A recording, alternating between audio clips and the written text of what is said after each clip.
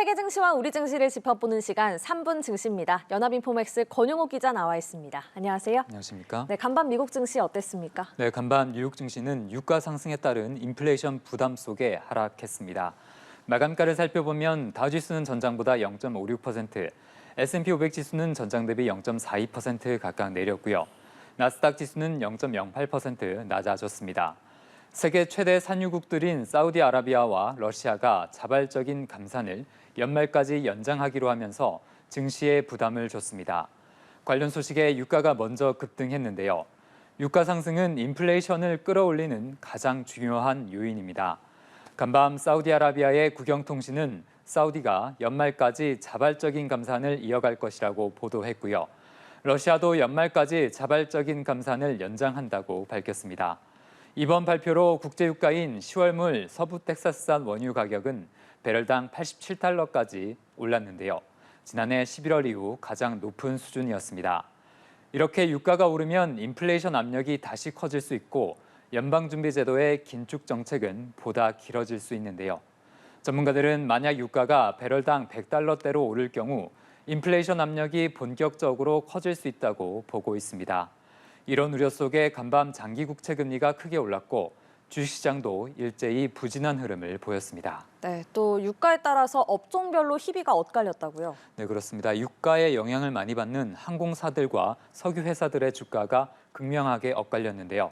먼저 옥시덴탈 페트롤리움과 이오지 리소시스, 할리버튼 등의 석유회사 주가는 2% 안팎으로 각각 올랐습니다.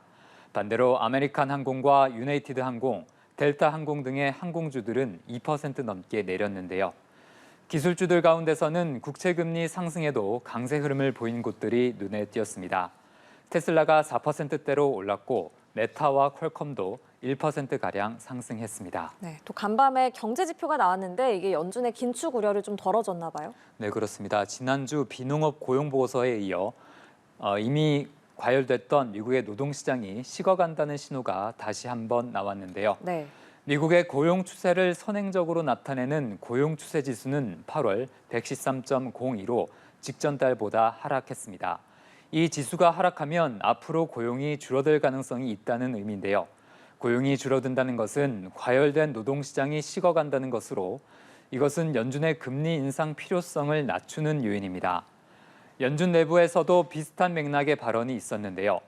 연준 집행부의 시각을 대변하는 것으로 알려진 크리스토퍼 월러 이사는 지난주 우리는 엄청나게 좋은 경제 지표들을 봤다며 만약 이것이 이어질 경우 우리는 가만히 앉아서 경제 지표를 기다려볼 수 있다고 했습니다.